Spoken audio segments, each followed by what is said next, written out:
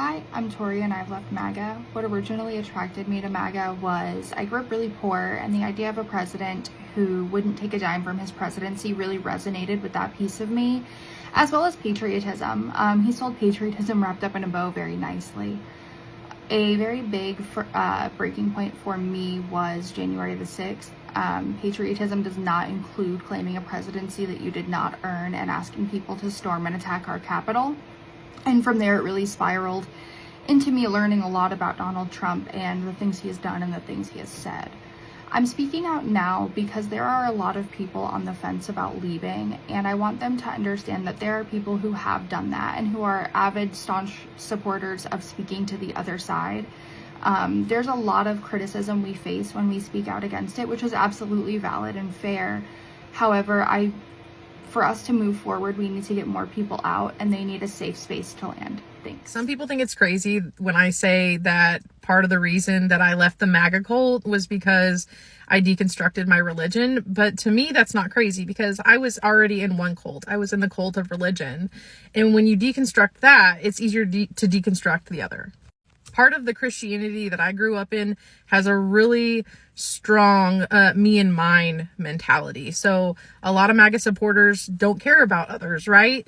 They only care about them and their families. And until it affects them, they don't care. And even when it does affect them, they make excuses. So like I said, part of my deconstruction from religion was getting rid of that me and mine mentality. I started caring about others and having empathy.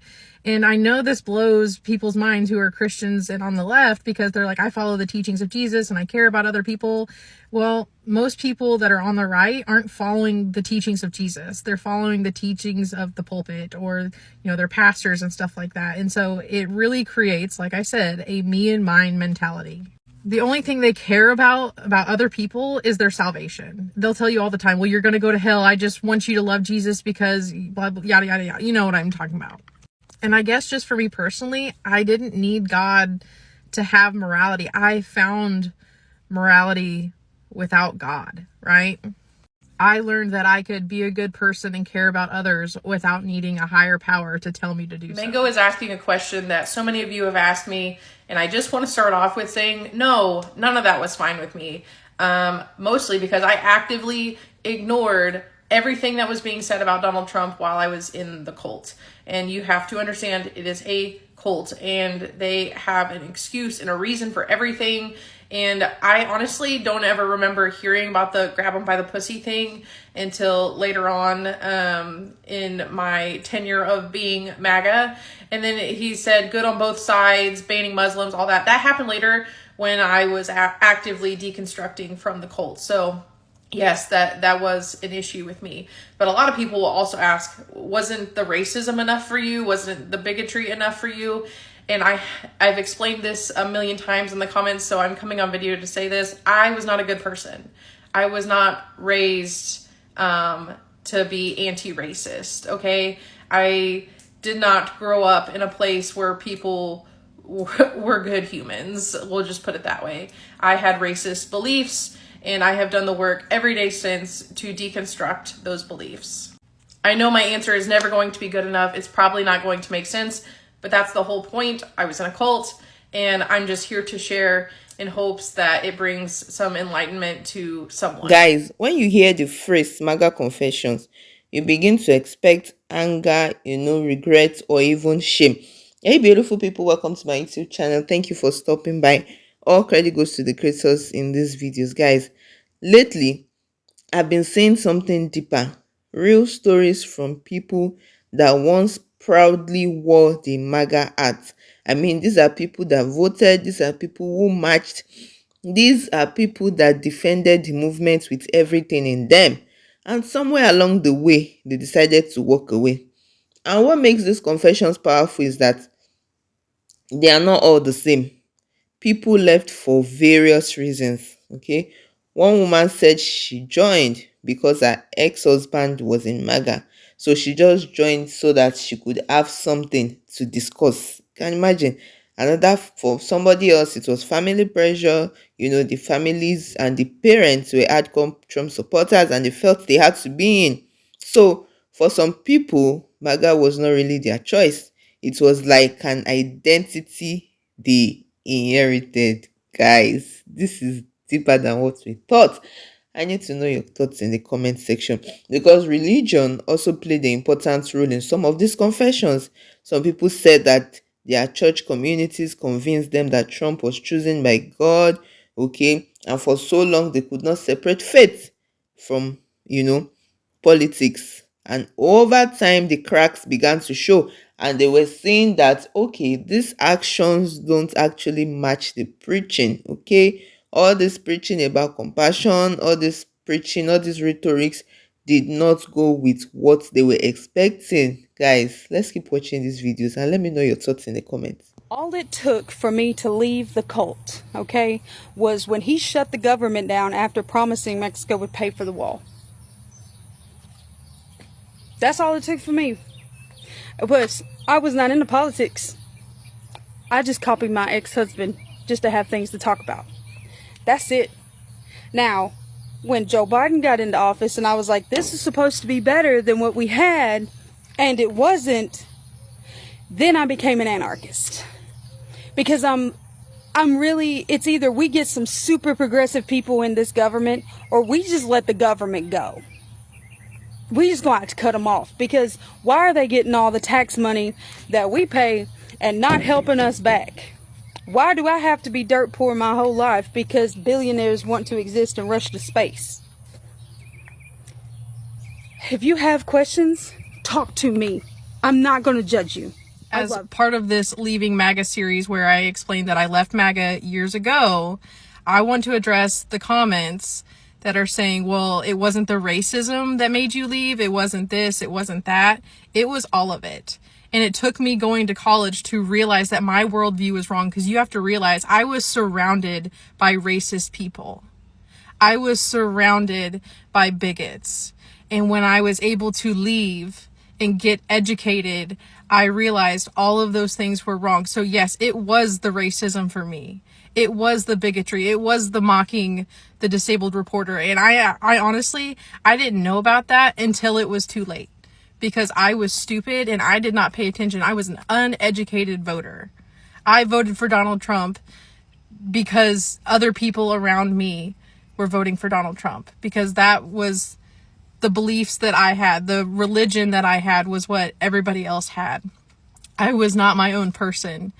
And I had to do the self-work and take the time to make myself a better person. And coming from a small town where everybody's conservative, you don't even know what white privilege is. It took me leaving my small town to even learn that I had white privilege, and that you can have Black friends and still be racist, right? Like, I didn't understand that concept. So it's not just as simple as, well, he was racist, you should have never voted for him in the first place. I wasn't a good person. So I don't know how else to explain that. I had to learn what being anti-racist was. Not even just not racist, but anti-racist. Unless you've been stuck in a town where your worldview is just this tiny little bubble and it's what everybody else believes, you'll never understand. And I don't expect you to understand. I'm not asking for forgiveness. I'm not looking for people to pat me on the back and say, good job, glad you changed. But I just want others to understand where I came from, so we can help other people deconstruct from the MAGA cult, because it is a cult. It is dangerous, and people are just either really uneducated or they're horrible people. And we're probably not going to get the horrible people out of the cult.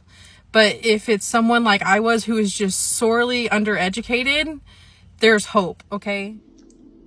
I'm James, and I left MAGA in mid-2020. I supported Trump out of a failure of imagination. When my parents and grandparents would talk about racism, I thought that was their time. Times have changed.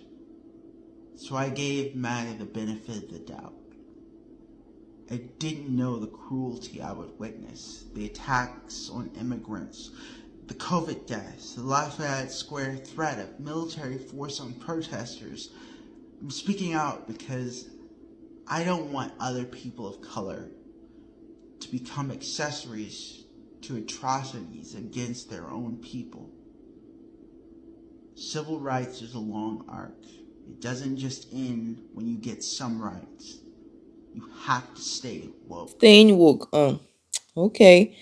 Guys, there's an economic angle to this too, because some of them confess that they joined because their family grew up poor, they were struggling, they felt abandoned, and they felt that, okay, Trump's promises of jobs, prosperity, all these things sounded like hope to them.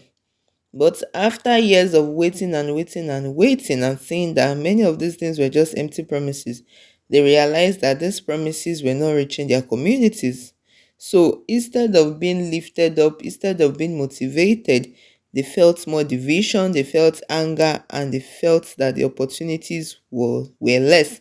And some of them, the breaking point was obviously January 6th, right?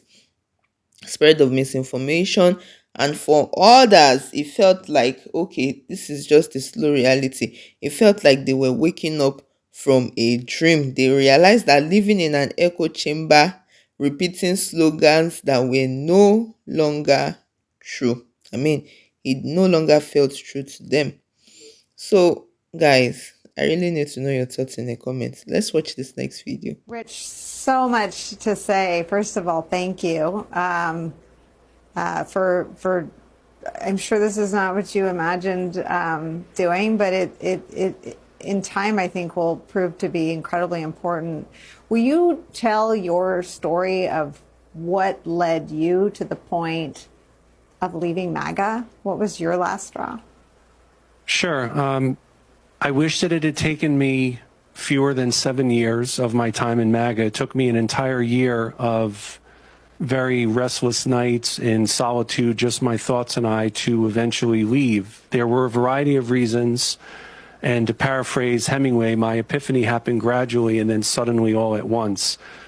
There was Trump's mismanagement of COVID. There was January 6th. There were the stolen election lies. My doubts and confusion really accelerated in my odyssey after my governor, Ron DeSantis, began platforming anti-vaxxers at his pressers. And the final straw for me, even though Donald Trump was not present at the time, was May 24, 2022, which was the Uvalde, Texas school shooting. I knew exactly what the Republican response would be. I knew what Donald Trump's response would be. And it was quietly, or it was rather shortly thereafter Uvalde, that I quietly left MAGA. But Nicole, there was something at the time that was really gnawing at me that I needed to go public. I had always been unapologetically public in my support for Trump, and I felt that I needed to reciprocate that, and I needed to publicly renounce MAGA. And so it was on August 30th of 2022, which I call my leaving MAGAversary, and thankfully we've got another one coming up, when I wrote a mea culpa. And in that apology, I said that I was sorry for my support, that I made a mistake, and that I wanted to apologize to anyone I may have hurt with my deeds and rhetoric. And the God's honest truth is that I actually never thought that anyone would care. But it turned out that people did care, and I felt it incumbent upon myself to tell my story to those who wanted to hear it, because I and the other leaving MAGA leaders who work with me, we are living proof that it is possible to change. It's really possible to change. And what these MAGA confessions reveal is that most of the time, people don't just join political movements because of policies, right? They join because of emotions.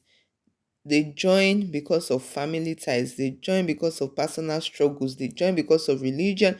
They join because of a sense of belonging. They just want to feel among, right? And when all these emotions no longer match the reality, people pack up their bags and leave. So most of the time, the real question is not just why they joined MAGA. The real question starts after they leave, because what happens after they leave, right? Where do they go? What lessons do they carry forward from what they have learned, guys? Because at the very end, these people, most of the time, were just pawns, right? There were pawns, some of them were used, some of them, at the points where they couldn't find their voice, they went into the movement, and on and on and on and on. But that, right, still just does justify the fact that when you're an adult, there are consequences for your action. And whatever you want to put your hand in, right, you have to dig deep and search out the matter properly before you dive into it, because by the time you dive into it, people that did not F around will be finding out, and that is no good. Guys, I need to know your thoughts in the comments. Let me know what you think about this particular topic. Anyways, guys, let me know. Are these confessions a turning point, or you just think that it's just the beginning of another story in America's politics drama? Let me know your thoughts, and I'll see you in my next video. Please don't forget to stay safe. Mental health is important. Ciao.